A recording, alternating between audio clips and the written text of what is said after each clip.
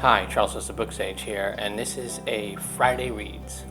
It is Friday, May 22nd. This is an evening edition. It's like 8:25 at night. I just got home from work, and I finished reading Memories of Ice, book 3 of Stephen Erickson's Malazan Book of the Fallen.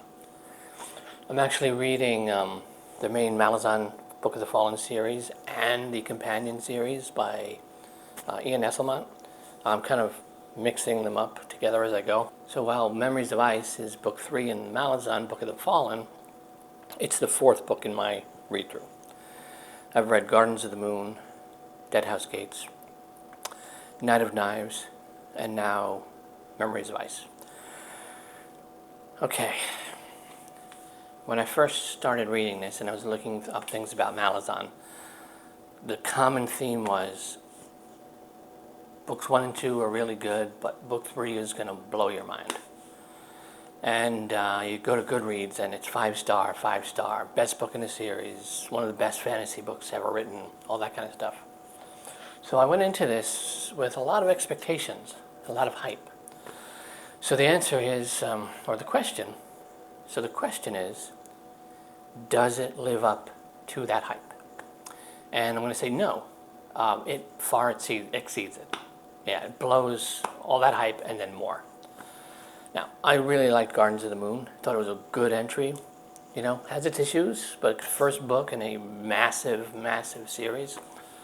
But solid first entry. There's a lot happening, a lot thrown at you. So it takes a little bit to kind of try to figure out what's going on and who's who. And Dead House Gates. The first half of Dead House Gates I liked just as much as Gardens of the Moon. The second half of Dead House Gates, the story leveled up it went up a whole nother level. And I was like, all right, now this is starting to get really, really good. But Memories of Ice, my God, man. I'm still like half in shock and reeling from this book. Before I was done with it, I was about halfway through. I'm like, I'm going to just dive right into House of Chains, the next book, as soon as I'm done here. And now it's like, no, I need to stop, and I need to take a break, and I need to process what just happened in this book. I'm kind of like in mourning, almost, for some of these characters. It was brutal and just devastating, but also poignant and funny, and just utterly shocking. And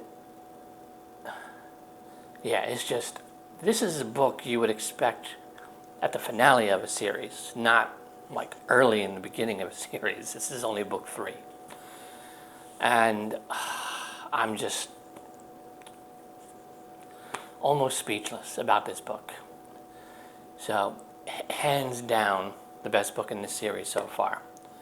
And I would put this among the best epic fantasy books I've ever read. To me, Memories of Ice could stand alongside any Wheel of Time book. And can stand alongside, it's kind of like Storm of Swords out of Song of Ice and Fire.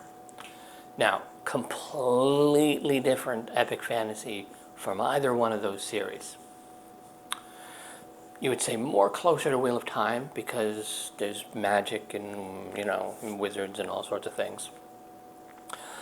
But still completely unique, very, very, very different from both of those series.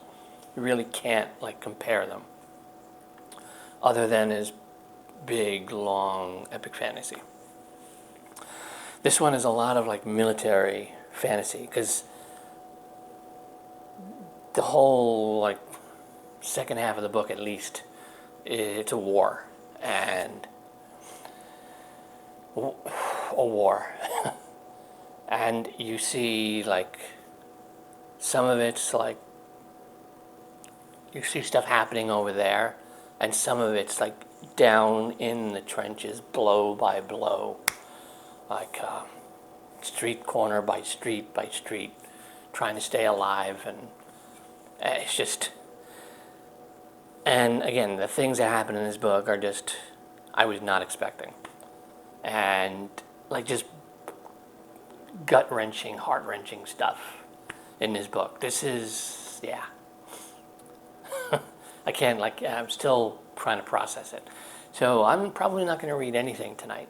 I just need to take a break, and my mind needs to just absorb what I just read and what just happened.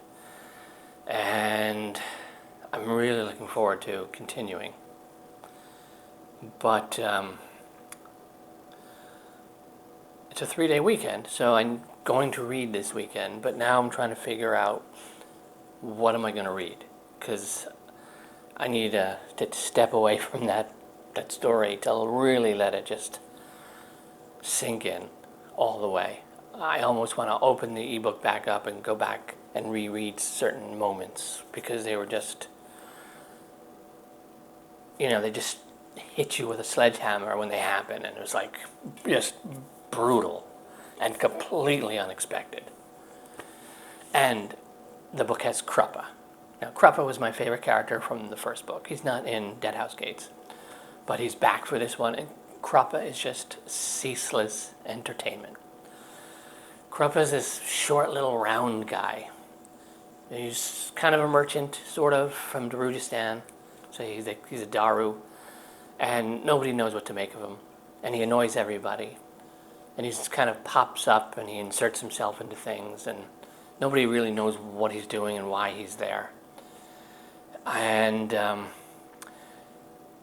it's the way he speaks is just, I could just sit back and listen to this guy talk all day, the way he talks. Imagine, take Mojo Jojo and drop someone who speaks like that into an epic fantasy story. Because he refers to himself in the third person all the time, and he just takes so long just to say the simplest of things. And it's all flowery and Kruppa and how wounded I am and all these, it's just ceaseless entertainment. Every moment that guy's on the page, I just eat it up. And there's a mystery to his character.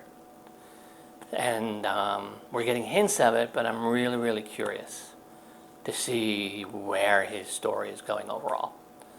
But anyway, this is not meant to be a book review of Memories of Ice, so I guess in a way it kind of is. But it's, I'm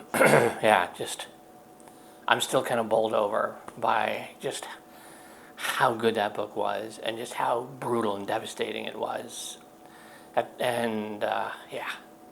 Anyway, so probably not going to read anything tonight. Probably watch some BookTube. I might even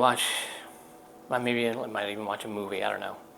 I have a few TV shows I'm in the middle of, but I don't think I can get my head into those storylines right now, because I might just listen to music for the most part tonight and just let Memories of Ice settle in and work its way through, because my God, man, that was a book. But I will be reading this weekend Brandon Taylor's Real Life. Finally, I actually want to get back to that and finish that, and that is just completely different. That's like a young gay black man in college, studying, I think, to be a scientist, and his kind of relationship with his male friends, and again, completely different than this epic military, grimdark, just tour de force fantasy.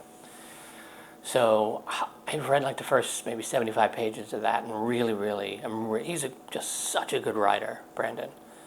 This is his first novel. His short stories. I love the way he uses words. He's got a natural gift, and I'm sure not just natural, a gift he's worked hard at. But he's just really, really good. And so I'll probably get back to that this weekend. That'll be a nice unplug from speculative fiction for a day or two. And then back at it. Oh, and I'm also reading Inheritance, the book 4 of Gail Z. Martin's Deadly Curiosities, urban fantasy series. I really enjoy that series. That's my in bed, reading in bed on my Kindle before going to sleep. I like to kind of read urban fantasy on my Kindle at night. That's like my last thing. I don't want to read, like if I'm in the middle of like any of the main stuff I'm reading, I don't read that like as my last stuff in bed at night. I want to disconnect from that story because otherwise I'll keep reading. And the whole point of that is to lay down, get the Kindle, and read like a chapter in the urban fantasy story. So most likely I'll probably finish that at some point. It's a 3-day weekend with Memorial Day. So I'll probably finish that this weekend as well. So I'm hoping to finish Real Life and Inheritance. And that'll be a satisfying weekend. But so I'm just gonna go now and go online, maybe watch a video or two, probably listen to music, have a beer, and just like let this story kind of work its way through me for the night, because good Lord, what a book. Anyway, I am Charles with SirBookSage. Happy reading.